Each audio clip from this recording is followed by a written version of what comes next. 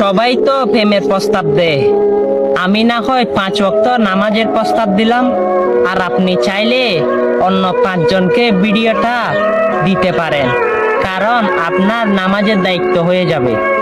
আর আপনি তার ফলে 5 ওয়াক্ত নামাজের যে সওয়াব, সেই সওয়াব পাইতে পারেন। আমিন।